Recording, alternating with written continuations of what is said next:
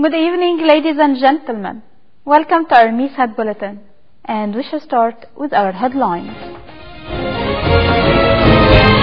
Former Yemeni president said to have been killed. Theresa May makes diplomatic push to unlock Brexit talks. And moving on to our details, starting with Sanaa's crisis.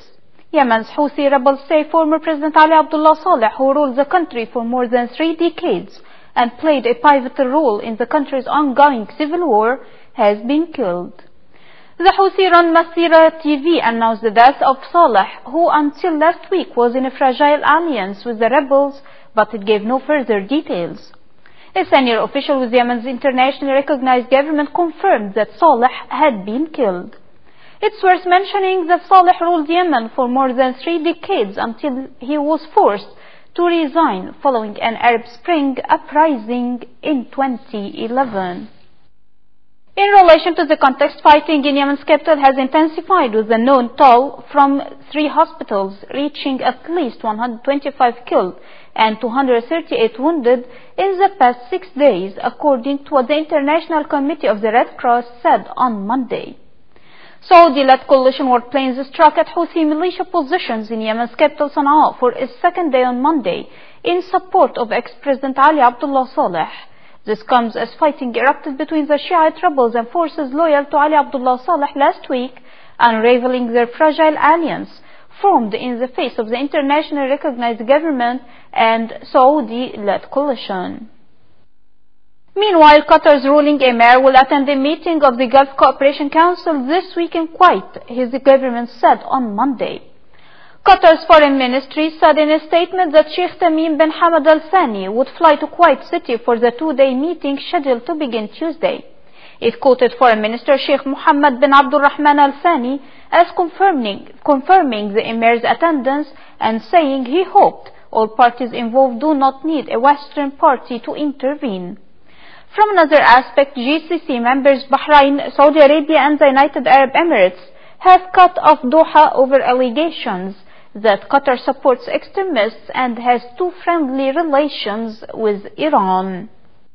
On the other side of the world, hundreds of aircraft, including 2,000 stealth jets, began training on Monday as the United States and South Korea launched a massive combined Air Force exercise. The 5-day drill, which is called Vigilant Ace, is meant to improve the allies' wartime capabilities and preparedness, according to what South Korea's defense ministry said.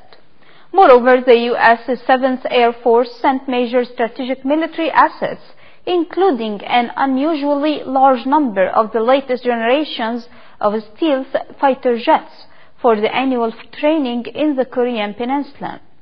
From another aspect, this comes a week after North Korea test-fired an ICBM that may be able to target the United States.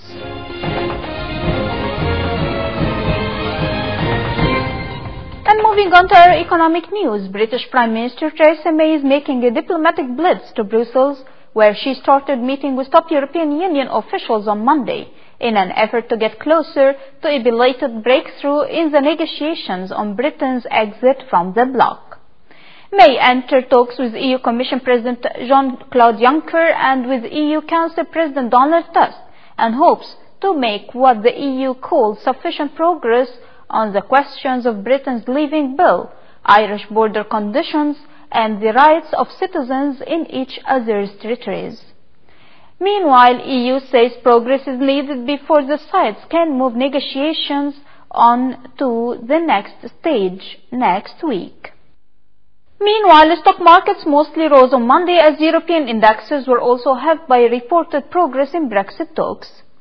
Britain's FTSE 100 advanced 0.5% to 7,334, while France CAC 40 gained 1.1% to 5,373.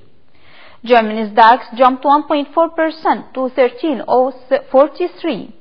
Futures augured gains on Wall Street, though futures rose 1%, while S&P futures advanced 0.6%. Moreover, Asian markets finished mixed. Japan's Nikkei 225 dipped 0.5% to 22,707.16, while the Shanghai Composite Index slipped 0.2% to 309.62. This comes as European Union officials said they were close to getting much-needed progress in the Brexit talks. On to Canadian-Chinese relations, Canadian Prime Minister Justin Trudeau began a visit to China focused on trade on Monday, with a stop at a Chinese social media giant where he talked up the advantages of travel to his homeland. Accompanied by 4 cabinet ministers, Trudeau also met with Chinese Premier Li Keqiang at the Great Hall of the People. The two leaders oversaw the signing of 3 documents related to trade in food products, energy cooperation, and education, though no details were provided. Moreover, Trudeau is to meet with President Xi Jinping on Tuesday.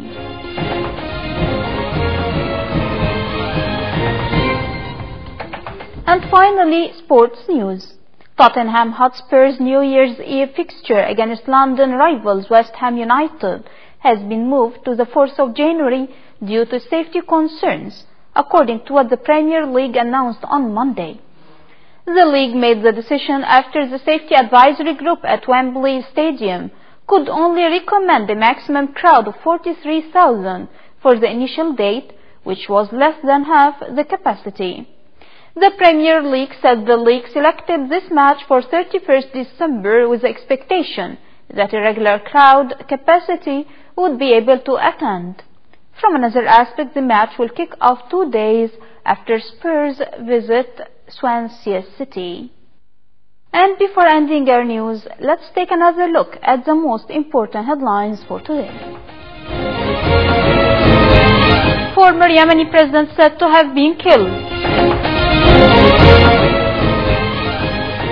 Theresa May makes diplomatic push to unlock Brexit talks.